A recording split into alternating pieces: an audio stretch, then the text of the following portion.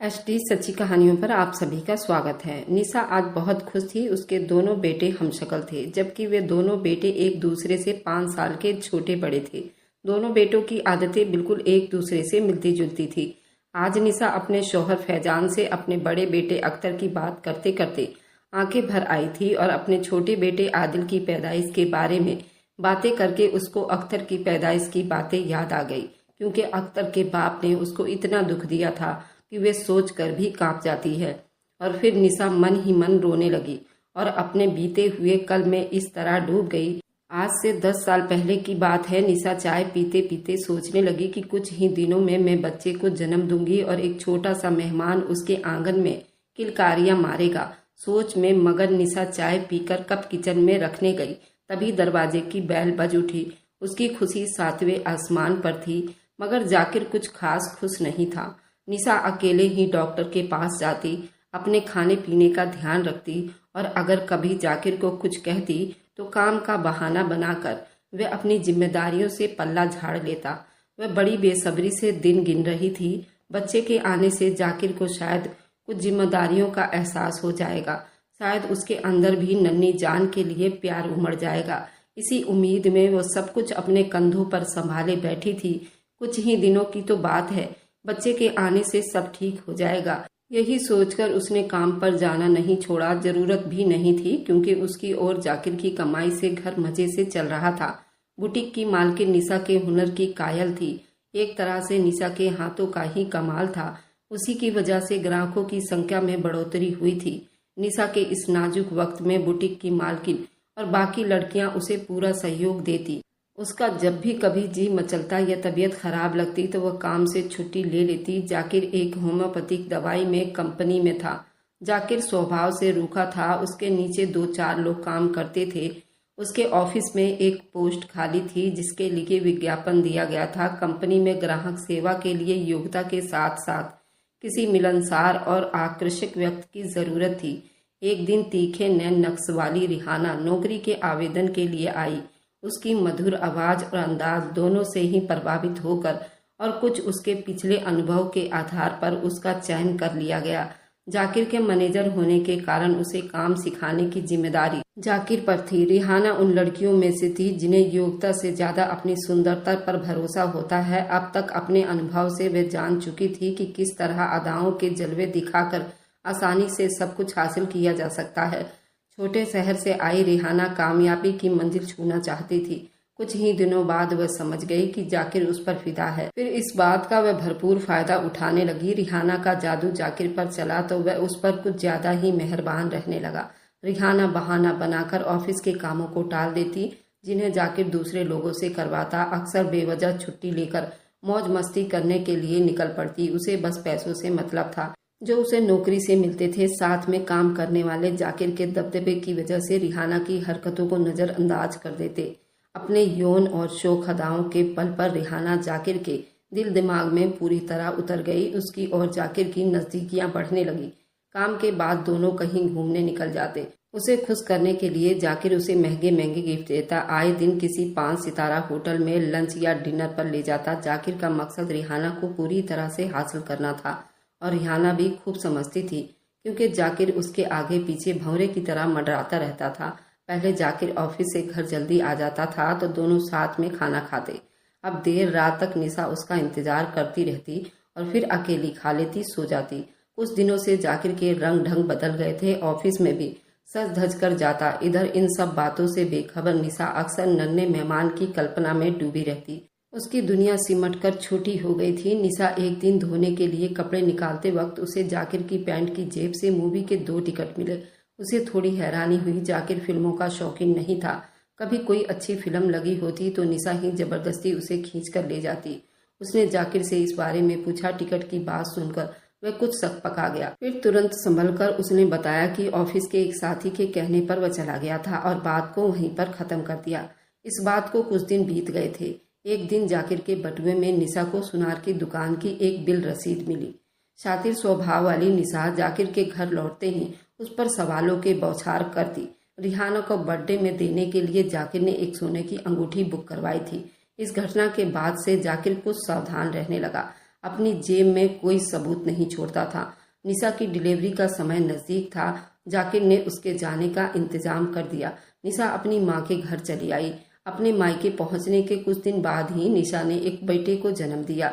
उसकी खुशी का ठिकाना नहीं था। उसके दिन रात नन्हे अख्तर के साथ बीतने लगे। 4 दिन निशा और बच्चे के साथ रहकर जाकिर ऑफिस में जरूरी काम की बात कहकर लौट आया।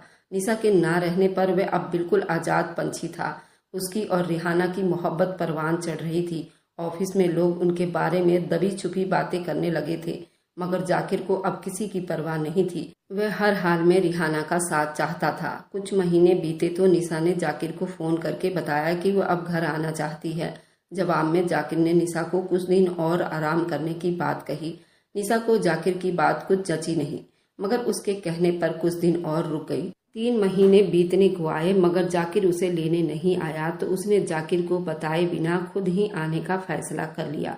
दरवाजे की घंटी पर बड़ी देर तक हाथ रखने पर भी जब दरवाजा नहीं खुला तो निशा को फिक्र होने लगी। आज इतवार है, ऑफिस नहीं गया होगा। दरवाजे पर ताला भी नहीं है, इसका मतलब कहीं बाहर भी नहीं गया है। तो फिर इतनी देर क्यों लग रही है उसे दरवाजा खोलने में? वह सोचने लगी। कंधे पर बैग उठाए और एक हाथ से बच्चे को गोद में संभाल कर वह अनमनी सी खड़ी थी कि खटाक से दरवाजा खुला। एक बिल्कुल अनजान लड़की को अपने घर में देखकर निशा हैरान रह गई। वह कुछ पूछ पाती उससे पहले कि रिहाना बिजली की तेजी से वापस अंदर चली गई। जाकिर ने निशा को इस तरह अचानक देखा तो उसकी सिट्टी पिट्टी गुम हो गई। उसके माथे पर पसीना आ गया। उसका घबराया हुआ चेहरा। घर में एक पराई औरत को अपनी गैर मौजूदगी में देख निशा का माथा टनका। गुस्से में निशा हत्थे से उखड़ गई। पूछा, कौन है ये औरत और यहाँ क्या कर रही है तुम्हारे साथ? जाकिर ने अपने शातिर दिमाग के घोड़े दौड़ाने लगा। रिहाना उसके साथ काम करती है, ये बताने के साथ ही उसने निशा को एक झूठी कहानी सुना डाली। किस तरह रिहाना इस शहर में नई नई आई है, रहने की कोई ढंग की जगह न मिलने की वजह से वह उसकी मदद इंसानियत के नाते कर रहा है। तो तुमने ये मुझे फोन पर क्यों नहीं बताया? तुमने मुझसे पूछना भी जरूरी नहीं समझा कि हमारे साथ कोई रह सकता है या नहीं? ये आज ही तो आई है और मैं तुम्हें बताने ही वाला था कि तुमने आकर मुझे चौंका दिया। और देखो ना, मुझे तुम्हारी और मुन्ने की कितनी याद आ रही थी। जाकिर ने उसकी गोद से लेकर अख्तर को सीने से लगा लिया। निशा का शक अभी भी दूर नहीं हुआ। तभी रिहाना बेहद मासूम चेहरा बनाकर उसके पास आई। मुझे माफ कर दीजिए, मेरी वजह से आप लोगों को तकलीफ हो रही है। वैसे इसमें इनकी कोई गलती नहीं है। मेरी मजबूरी देखकर उन्होंने मुझे यहाँ रहने को कहा। मैं आज ही किसी हॉस्टल में चली जाती हूँ। इस शहर में बहुत से लड़कियों के हॉस्टल भी तो हैं। तुमने वहाँ पता नहीं किया? निशा बोली, जी है तो सही, लेकिन सब जगह किसी जान पहचान वाले की गारंटी चाहिए और यहाँ मैं किसी को नहीं जानती।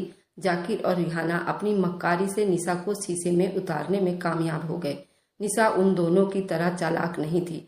रिहाना के अकेली औरत होने की बात उसके दिल में थोड़ी सी हमदर्दी जाग उठी। उनका गेस्ट रूम खाली था तो उसने रिहाना को कुछ दिन रहने के लिए इजाजत दे दी। जाकिर की तो जैसे बाहर ही आ गई। एक छत के नीचे बीवी और महबूबा दोनों का साथ मिल रहा था। वह अपने को दुनिया का सबसे खुशनसीब मर्द समझने लगा। निशा के आने के बाद जाकिर और रिहाना को मोहब्बत में थोड़ी रुकावट तो आई, पर दोनों अब होशियारी से मिलते जुलते। कोशिश होती कि ऑफिस से भी अलग अलग समय पर निकले ताकि किसी को शक ना हो। निशा के सामने दोनों ऐसे पेश आते जैसे उनका रिश्ता सिर्फ ऑफिस तक ही सीमित हो। निशा घर की मालकिन थी तो हर काम उसी की मर्जी से होता था। थोड़ी ही अंतराल बाद रिहाना उसकी स्थिति को तुलना खुद से करने लगी थी। उसके तन मन पर जाकिर अपना हक जमाता था, मगर उनका रिश्ता कानून और समाज की नजरों में नाजायज था। ऑफिस में वह सबके मनोरंजन का साधन थी। सब उससे चुलहल भरे लहजे में बात करते। उनकी आंखों में रिहाना को अपने लिए इज्जत कम और हवस ज्यादा दिखती थी। समाज में बीवी का दर्जा क्या होता है और निशा के साथ रहते हुए उसे इस बात का अंदाजा हो गया था। निशा की जो जगह उस घर में थी वह जगह अब रिहाना लेना चाहती थी। वह सोचने लगे, आखिर कब तक वह जाकिर की खिलौने की चीज बनकर रहेगी? कभी न कभी तो जाकिर इस खिलौने से ऊब जाएगा। रिहाना को अब अपने फ्यूचर की चिंता होने लगी। जाकिर के पास ओहदा और पैसा दोनों थे। उसके साथ रहकर रिहाना को अपना फ्यूचर सुहाना लग रहा था। उसने अब अपना दांव फेंकना शुरू कर दिया। वह जाकिर पर निशा को तलाक देने का दबाव डालने लगी। शातिर दिमाग जाकिर को घरवाली और बाहर वाली दोनों का सुख मिल रहा था। वह शादी के पचड़े में नहीं पड़ना चाहता था। उसने रिहाना को कई तरीकों से समझाने की कोशिश की, तो वह जिद पर अड़ गई। उसने जाकिर के सामने शर्त रख दी, या तो वह निशा को तलाक देकर उससे शादी करे या फिर उसको सदा के लिए उससे अपना रिश्ता तोड़ लेगी। जाकिर ने रिहाना से कुछ दिन की मोहलत मांगी। एक रात निशा की नींद अचानक खुली तो उसने पाया जाकिर बिस्तर से गायब है। निशा को बातचीत की आवाजें सुनाई दी तो वह कमरे से बाहर आई। आवाजें रिहाना के कमरे से आ रही थी। दरवाजा पूरी तरह बंद नहीं था। उसने देखा कि दोनों एक साथ लेटकर मूवी देख रहे हैं। उस मंजर ने निशा को झकझोर दिया। उसकी हिम्मत नहीं हुई। कुछ देर और वहां रुके। जैसे गई थी वैसे ही उल्टे पांव कमरे में लौट आई। आंखों से लगातार आंसू बहते जा रहे थे। उसकी नाक के नीचे सब कुछ हो रहा था और वो बेखबर रही। वह यकीन ही नहीं कर पा रही थी कि इतना बड़ा विश्वासघात किया दोनों ने उसके साथ। निशा के दिल में नफरत का ज्वार भाटा उछाल मार रहा था। उसका आंसू पोंछने वाला कोई नहीं था। दिमाग में बहुत सारे विचार उबलने लगे थे। अगर अभी कमरे में जाकर दोनों को जलील करे तो उसका मन शांत हो और फिर वह हमेशा के लिए ये घर छोड़कर चली जाए। फिर उसे ख्याल आया, वह क्यों अपना घर छोड़कर जाए। यहाँ से जाएगी तो रिहाना, जिसने उसके सुहाग पर डांका डाला, अपने सोते हुए बच्चे पर नजर डालकर निशा खुद को किसी तरह शांत किया और फिर एक फैसला ले लिया। निशा को नींद में बेखबर समझकर बड़ी देर बाद जाकिर अपने कमरे में लौट आया और चुपचाप बिस्तर पर लेट गया, मानो कुछ हुआ ही ना हो। दूसरी सुबह जब रिहाना ऑफिस के लिए निकल रही थी तभी जाकिर ने उसका रास्ता रोक लिया। बोली, सुनो रिहाना, अब तुम यहाँ नहीं रह सकती, इसलिए आज ही अपना सामान उठाकर चली जाओ। निशा की आंखों में उसके लिए नफरत के शोले धधक रहे थे। ये क्या कह रही हो तुम? रिहाना कहीं नहीं जाएगी, जाकिर ने बीच में आते हुए कहा। मैंने बोल दिया है, इसे जाना ही होगा। जाकिर की सह पाकर रिहाना जाकिर के साथ खड़ी हो गई तो निशा के तन बदन में आग लग गई। एक तो चोरी, ऊपर से सीना जोरी। रिहाना की ढिठाई देखकर निशा से रहा नहीं गया। गुस्से की ज्वाला में उबलती निशा ने रिहाना की बाह पकड़कर उसे लगभग धकेल दिया। तभी एक जोरदार तमाचा निशा के गाल पर पड़ा। वह सुन्न रह गई। एक दूसरी औरत के लिए जाकिर उस पर हाथ उठा सकता था, वह सोच भी नहीं सकती थी। उसकी आंखें भर आई। जाकिर के रूप में एक अजनबी वहां खड़ा था, उसका पति नहीं। किसी जख्मी शेरनी सी गुर्राकर निशा बोली, सब समझती हूँ मैं, तुम इसे यहाँ क्यों रखना चाहते हो? मर्यादा की सारी हदें तोड़ते हुए जाकिर ने निशा के सामने ही रिहाना की कमर में हाथ डाल दिया और एक कुटिल मुस्कान उसके होठों पर आ गई। चलो अच्छा हुआ जो तुम सब जान गई, तो अब ये भी सुन लो, मैं रिहाना से शादी करने वाला हूँ और ये मेरा आखिरी फैसला है। निशा हैरान रह गई। उसे यकीन हो गया जाकिर अपने होश हवास में नहीं है। जो कुछ किया दरार रिहाना का है। तुम अपने होश में नहीं हो जाकिर, ये हम दोनों के बीच में नहीं आ सकती। मैं तुम्हारी बीवी हूँ, तुम हम दोनों के बीच आ रही हो। मैं अब तुम्हारे साथ एक पल भी नहीं रहना चाहता। जाकिर ने बिना कोई बात घुमाए दो टूक जवाब दिया। निशा अपने ही घर में अपराधी की तरह खड़ी थी। जाकिर और रिहाना एक पलड़े में थे और उनका पलड़ा भारी था। जिस आदमी के साथ निकाह करके वे इस घर में आई थी वही अब उसका नहीं रहा तो उस घर में उसका हक ही क्या रह जाता है। बसी बसाई गृहस्थी उजड़ चुकी थी। जाकिर ने जब तलाक का नोटिस भिजवाया तो निशा के माँ और भाई का खून खौल उठा। वे किसी भी कीमत पर जाकिर को सबक सिखाना चाहते थे, जिसने निशा की जिंदगी से खिलवाड़ किया था। रह रहकर निशा को वह थप्पड़ याद आता जो जाकिर ने उसे रिहाना के खातिर मारा था। निशा के दिल में जाकिर की याद तक मर चुकी थी। उसने ठंडे लहजे में घर वालों को समझा बुझा लिया और तलाकनामे पर हाँ की मुहर लगा दी। जिस रिश्ते की मौत हो चुकी थी उसे कफन पहनाना बाकी था। वक्त ने गम का बोझ कुछ कम किया तो निशा अपने आप में लौटी। अपने घर वालों पर मोहताज होने के बजाय उसने फिर से नौकरी करने का फैसला कर लिया। निशा ने अपने दिल को कड़ा कर चुकी थी। नन्ही जान को अपनी माँ के देख रेख में छोड़कर वह उसी शहर में चली आई जिसने उसका सब कुछ छीन लिया था। सीने में धधकती आग लेकर निशा ने अपने आप को काम में प्रेरित कर लिया। जिंदगी की गाड़ी एक बार फिर से पटरी पर आने लगी। बुटीक में उसके हाथों के हुनर के ग्राहक कायल थे। उसे अपने काम में महारत हासिल हो चुकी थी। कुछ समय बाद ही निशा ने नौकरी छोड़ दी। अब वह खुद का काम शुरू करना चाहती थी। अपने बेटे की याद आते ही तड़प उठती। वह उसे अपने पास रखना चाहती थी, मगर फिलहाल उसे किसी ढंग की जगह की जरूरत थी जहां वह अपना बुटीक खोल सके। तलाक के बाद कोर्ट के आदेश पर निशा को जाकिर से जो रुपए मिले उनमें अपनी कुछ जमा पूंजी मिलाकर उसके पास इतना पैसा हो गया कि वह अपना सपना पूरा कर सकती थी। अपने बुटीक के लिए जगह तलाश करने की दौड़ धूप में उसकी मुलाकात प्रॉपर्टी डीलर फैजान से हुई, जिसने निशा को शहर से कुछ इलाकों में कुछ जगह दिखाई। असमंजस में पड़ी निशा जब कुछ तय नहीं कर पाई तो फैजान ने खुद ही उसकी परेशानी दूर करते हुए एक अच्छी रिहायशी जगह में उसे जगह दिलवा दी। अपना कमीशन भी थोड़ा कम कर दिया तो निशा फैजान की एहसानमंद हो गई। फैजान के प्रॉपर्टी डीलिंग की ऑफिस के पास ही निशा का बुटीक खुल गया। आते जाते दोनों की अक्सर मुलाकात हो जाती। कुछ समय बाद उनका साथ उठना बैठना भी हो गया। फैजान निशा के अतीत से वाकिफ था। उसके बावजूद वह कभी भूल से भी निशा को पुरानी बातें याद नहीं दिलाता था। उसकी हमदर्दी भरी बातें निशा के टूटे मन को सुकून देती। जिंदगी ने मानो हंसने मुस्कुराने का बहाना दे दिया था। दोस्ती कुछ गहरी हुई तो दोनों की शामें साथ गुजरने लगी। शहर में अकेली रह रही निशा पर कोई बंदिश नहीं थी। वह जब चाहती फैजान से मिलती। एक दिन निशा ने फैजान से पूछा, फैजान हम कब तक यूं ही मिलते रहेंगे? क्या कोई भविष्य है इस रिश्ते का? रोमांटिक ख्यालों में डूबा फैजान एकाएक पूछे गए इस सवाल से चौंक गया। बोला, जब तक तुम चाहो, मैं हमेशा तुम्हारे साथ रहूंगा। निशा खुद तय नहीं कर पा रही थी कि इस रिश्ते को कोई अंजाम भी है या नहीं। फैजान की बाइक पर उसके साथ सटकर बैठी निशा को एक दिन जब जाकिर ने बाजार में देखा तो वह नाक की तरह फुफकार उठा। निशा अब उसकी बीवी नहीं थी। ये बात जताते हुए भी निशा का किसी मर्द के साथ इस तरह घूमना फिरना उसे गवारा नहीं गुजरा। उसकी कुटिल मानसिकता ये बात हजम नहीं कर पा रही थी कि उसकी छोड़ी हुई औरत किसी और मर्द के साथ गुलछर्रे उड़ाए, तलाक और पुलिस की धमकी देती। अब जाकिर का इश्क का भूत जल्दी ही सिर से उतर गया। निशा के साथ शादी के शुरुआती दिनों की कल्पना करके जाकिर मन में बहुत से विचार आने लगे। वह एक बार फिर निशा के संग के लिए उत्सुक होने लगा। किसी तरह निशा के घर और बुटीक का पता लगाकर एक दिन वह निशा के फ्लैट पर आ धमका। एक अरसे बाद अचानक उसे सामने देख निशा चौंक उठी कि जाकिर को आखिर उसका पता कैसे मिला और अब यहाँ क्या करने आया है। कैसी हो निशा? बिल्कुल बदल गई हो, पहचान में नहीं आ रही हो। जाकिर ने उसे भरपूर नजरों से घूरा। निशा सच समझ कर स्टाइल ड्रेस पहनकर रहती थी ताकि उसके बुटीक में ग्राहकों का आना बना रहे। अब वो सलीके से कटे हुए बाल, आत्मनिर्भरता के भाव उसके चेहरे की रौनक बढ़ा रहे थे। उसका रंग रूप भी पहले की तुलना में निखर आया था। कांच के मानिंद टूटे दिल के टुकड़े बटोरते उसके साथ इतने दिनों में तो एक बार भी खबर नहीं ली। उसकी एक व्यंग भरी मुस्कुराहट निशा की इज्जत पर आ गई। तुम्हें क्या लगता है मैं अख्तर से प्यार नहीं करता?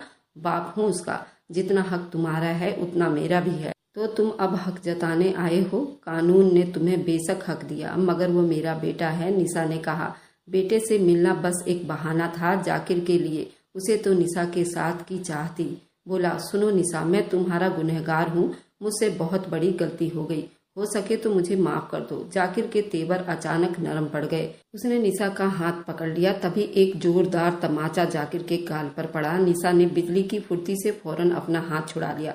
जाकिर के चेहरे पर एक तमाचा गया। इस खातिरदारी की तो उसे उम्मीद ही नहीं थी। वह कुछ बोलता उससे पहले ही निशा गुर्राई। आज के बाद दोबारा मुझे छूने की हिम्मत की तो अंजाम इससे बुरा होगा। ये मत भूलो कि तुम अब मेरे शोहर नहीं हो। एक गैर मर्द मेरा हाथ इस तरह नहीं पकड़ सकता, समझे तुम? अब दफा हो जाओ यहाँ से। उसे एक भद्दी सी गाली देकर जाकिर बोला, सती सावित्री बनने का नाटक कर रही हो। किस किस के साथ अय्यासी करती हो सब जानता हूँ। अगर उनके साथ तुम खुश रह सकती हो तो मुझ में क्या कमी है? मैं अगर चाहूँ तो तुम्हारी इज्जत सारे शहर में उछाल सकता हूँ। इस थप्पड़ का बदला तो मैं लेकर रहूंगा। और फिर निशा को बदनाम करने की धमकी देकर जाकिर वहां से चला गया। कितना तुच्छ हो चुका था जाकिर। निशा की सहनशक्ति जवाब दे गई। वह तकिए पर सर रखकर खुद पर रोती रही। जुल्म उस पर हुआ था लेकिन कसूरवार उसे ठहराया जा रहा था। इस मुश्किल घड़ी में उसे फैजान की जरूरत होने लगी। उसके प्यार का मरहम उसके दिल को सुकून दे सकता था। उसने अपने फोन पर फैजान का नंबर मिलाया। कई बार कोशिश करने पर भी जब उसने फोन नहीं उठाया तो वह अपना पर्स उठाकर उससे मिलने चल पड़ी। जाकिर किसी भी हद तक जा सकता था, ये निशा का यकीन था। वह चुप नहीं बैठेगा। अगर उसकी बदनामी हुई तो उससे निशा के बिजनेस पर असर पड़ सकता है। वह फैजान से मिलकर इस मुश्किल का कोई ना कोई हल ढूंढना चाहती थी। क्या पता उसे पुलिस की भी मदद लेनी पड़े। फैजान के ऑफिस में ताला लगा देखकर वह निराश हो गई। फैजान उसके एक बार बुलाने पर दौड़ा चला आता था। फिर आज उसका फोन क्यों नहीं उठा रहा था, उसे याद आया। वह जब पहली बार फैजान से मिली थी तो उसे अपना विजिटिंग कार्ड दिया था। उसने फौरन पर्स टटोला।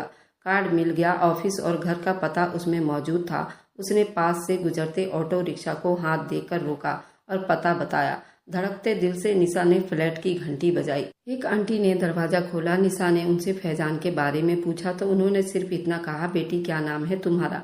जी निशा। अच्छा बेटी तुम हो निशा, आओ आओ अंदर आओ। सोफे पर बैठने का इशारा करते हुए भागकर किचन की ओर चल पड़ी। निशा को थोड़ा अटपटा सा लगा। वह बैठकर घर का एक एक कोना निहारने लगी। तभी आंटी आ गई। लो बहू, पहले ये मिठाई खाओ और ये पानी पियो बहू। निशा को अपने कानों पर विश्वास नहीं हुआ। इसका मतलब फैजान ने सब बता दिया है। लेकिन आंटी के अलावा इस घर में कोई नहीं था। आंटी के शौहर नहीं थे क्योंकि उन्होंने सफेद लिबास पहना हुआ था और ना ही कोई श्रृंगार किया था। निशा, कल रात को ही फैजान ने मुझे तुम्हारे बारे में बताया। निशा जमीन की ओर तकने लगी। निशा, मुझे तुम्हारे तलाकशुदा होने से कोई दिक्कत नहीं है और ना ही तुम्हारे बेटे अख्तर से। निशा अचंभित होकर सुन रही थी। तभी उन्होंने आगे कहा, 30 साल पहले मेरा भी वही हाल हुआ जो तुम्हारा हुआ था, लेकिन मैंने अपने शौहर को छोड़ा था। उसके बाद मैंने कभी भी मुड़कर नहीं देखा, ना ही मैंने दूसरी शादी की। लेकिन आज सोचती हूँ फैजान के सिर पर एक बाप का साया होना जरूरी था। कल बीत गया लेकिन आज मेरे सामने है। जब मुझे पता चला फैजान और तुम्हारा रिश्ता, तभी मैंने ठान लिया कि इस घर की बहू तो तुम ही बनोगी। तभी बेडरूम से फैजान को निकलता देख निशा हैरान हो गई। मतलब फैजान ने सारी प्लानिंग की थी ताकि मैं आंटी से मिल सकूं। मैडम, कब की शादी की डेट रखें? फैजान ने पूछा तो निशा शर्म से लाल हो गई। फिर उन दोनों का निकाह करवाया और आज वे दोनों बहुत खुश और आगे की जिंदगी हंसी खुशी बिता रहे हैं। उनका एक बेटा और हुआ, आदिल, और वे दोनों बेटों को एक जैसा ही प्यार करते हैं। इधर जाकिर को रिहाना छोड़कर चली गई क्योंकि रिहाना ने जाकिर से अच्छा मुर्गा पकड़ लिया था। उसके साथ शादी कर लिया और आज जाकिर बिल्कुल अकेला है। खुदा ने उसके ऊपर ऐसा अजाब तैनात किया कि वे सारी जिंदगी अब प्यार के लिए तड़पता रहेगा। इसलिए औरत और मर्द का एक दूसरे पर विश्वास होना बहुत जरूरी है और साथ निभाना भी बहुत जरूरी है। जहाँ पर विश्वासघात हो वहाँ पर तो अपने प्यार की पटरी को आगे बढ़ाना व्यर्थ है। अगर आपको आज की कहानी पसंद आई है तो वीडियो को जरूर लाइक कीजिएगा और अपने दोस्तों के साथ शेयर भी कीजिएगा। और हाँ, अगर आपने अभी तक हमारे चैनल को सब्सक्राइब नहीं किया है तो जरूर सब्सक्राइब कर लीजिए। मिलते हैं हम अपनी कल की एक नई दिलचस्प कहानी के साथ। मुझ पर सदा अपना प्यार और स्नेह बनाए रखें। सभी को मेरा प्यार भरा नमस्कार दोस्तों।